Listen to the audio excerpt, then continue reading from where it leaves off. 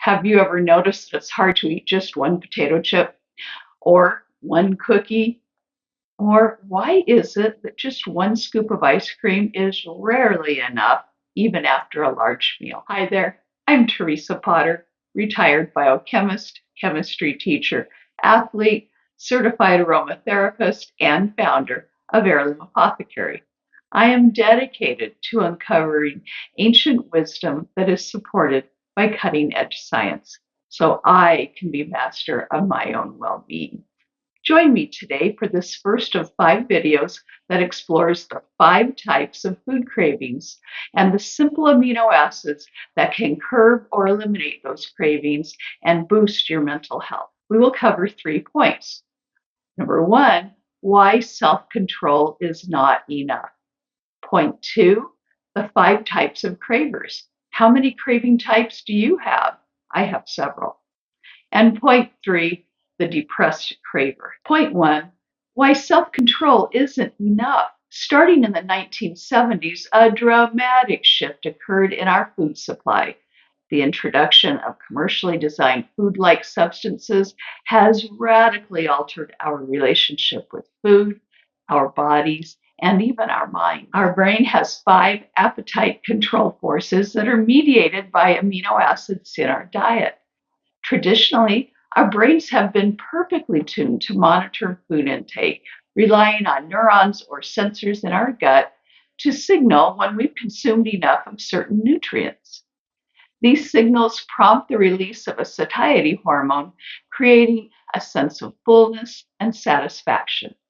However, the past 50 years have conditioned nearly 3 generations to accept these food-like substances as normal, even though our ancestors would never recognize them as food. These industrial designer foods are meticulously engineered to transform us into helpless cravers and overconsumers, steering us away from nature's intentions. They are crafted to spark uncontrollable cravings that have nothing to do with genuine hunger or nutritional need. Instead, they trigger addictive chemical responses in our brains, creating a dependency no different from drug addiction. This is why self-control alone is not enough. We're not just battling hunger, we're combating a powerful chemical addiction engineered into the very foods we consume. Understanding this is the first step in reclaiming our health and well-being from the grip of these insidious substances. I like to use Julia Ross's The Craving Type questionnaire to determine which neurotransmitter systems are depleted and causing symptoms and craving. If you would like a deeper dive than in my videos, I have a link for her book in the description box below. Point 2, the 5 types of cravers. How many craving types do you have? Let's start with type 1, the depressed craver. Are you anxious, depressed, have low self-esteem, are hyperactive, obsessive thoughts or behaviors, are a perfectionist or controlling, have panic attacks, PMS, migraines, TMJ, that jaw disease that hurts right up by your ear, grind your teeth, have sleep disturbances?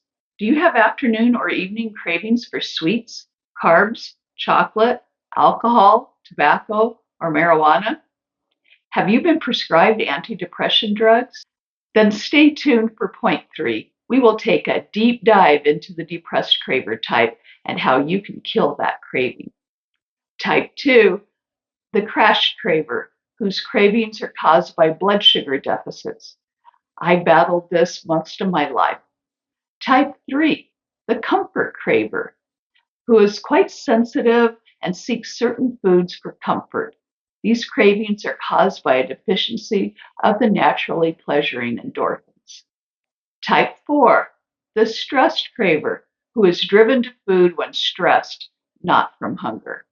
Type 5, the fatigued craver, who is driven to food to just get some energy, even when you're not hungry. Each of us has a unique craving profile. Most of us are victims of one or more craving types. You may have identified yourself in several of the craving types.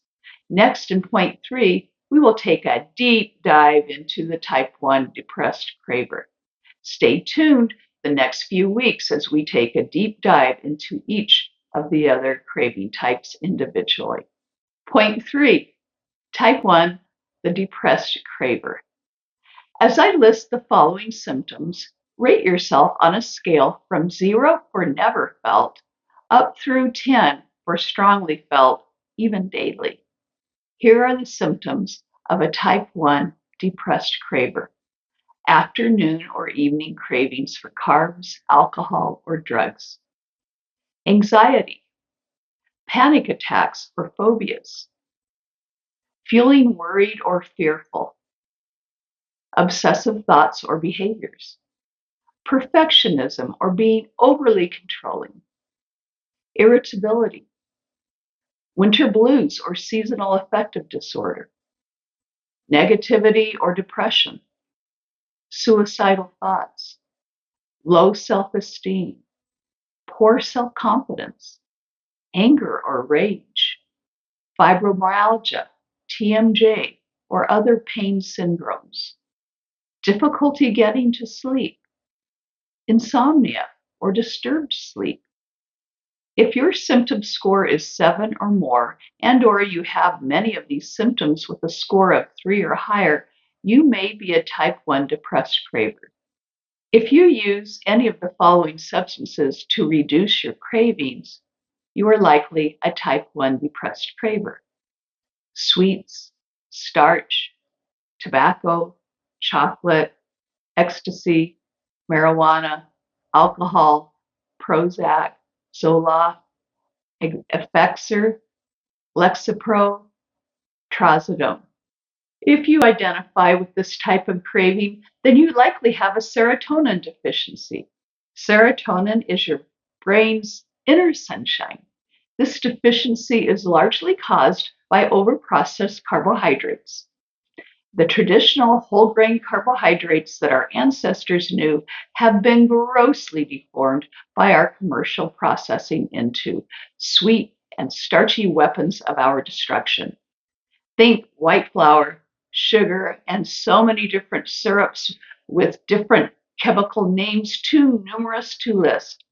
These Franken carbs enter our bloodstream at lightning speed, bypassing our brain's satiety centers, and go directly to stimulate your craving center, using the same mechanism as cocaine. In fact, today's super processed Franken carbs are twice as addictive as cocaine. When we snack on Franken carbs, we eat less fruits and vegetables and overeat carbohydrates that end up in fat storage until our fat cells get full, resulting in insulin resistance and type 2 diabetes. We can eliminate depression craving addiction by increasing serotonin production in our gut. Your safest bet is to start looking at your diet. Make sure that you consume foods with high tryptophan every day and maintain a healthy blood sugar level.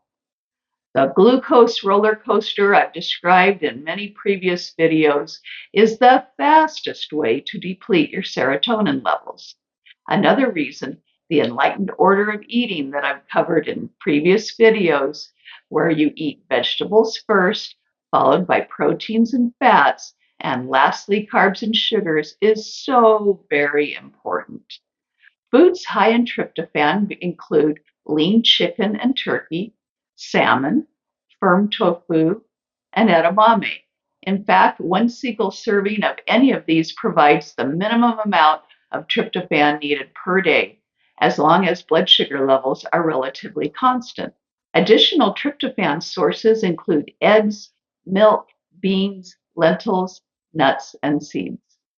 If diet is not enough, then supplementation with 5-HTP and/or L-tryptophan may help. Talk to your doctor if you are considering 5-HTP supplementation and you are already taking SSRI medication, as it may not be safe due to an increased risk of a serotonin storm. How these supplements work is to jump into our body's natural production of serotonin in the gut. First, 5-HTP is converted into L-tryptophan, which is then converted into serotonin, our brain happy chemical, which is then converted into melatonin, our brain's sleep chemical. If you are considering supplementation with 5-HTP or L-tryptophan, be sure to check with your doctor, especially if you are taking any depression drugs, particularly SSRIs. To supplement with 5-HTP, the recommendation is 50 to 200 milligrams in the mid-afternoon or as needed. To supplement with L-tryptophan, use 500 to 1,000 milligrams of L-tryptophan in the mid-afternoon or as needed. You can also use it in the evening before 10 p.m. if sleep is a problem or if symptoms persist into the evening. Again, if you are considering supplementation with 5-HTP and/or L-tryptophan, be sure to check with your doctor, especially if you are already taking SRIs medicines for depression. Normal levels of serotonin promote a positive outlook, flexibility, emotional well-being, self-confidence, and a good sense of humor. Again, your safest bet is to start looking at your diet before supplementation. Adherence to the enlightened order of eating is the most important foundation of physical and mental health. If you haven't watched the videos listed in the description box below under Wellness Pillar 2, blood sugar, please follow those guidelines before supplementation. Join me next week for a deep dive into the type 2 crash craver. This has been my personal nemesis since I was 17 years old, until 4 years ago when I started intermittent fasting and following the enlightened order of eating. Until next time, I'm sending you my love through my content. Please give me a virtual hug by subscribing for more wellness content and hitting the thumbs up button. And don't forget to show someone you care by sharing this video with them. Wishing you an enlightened day. Bye-bye for now.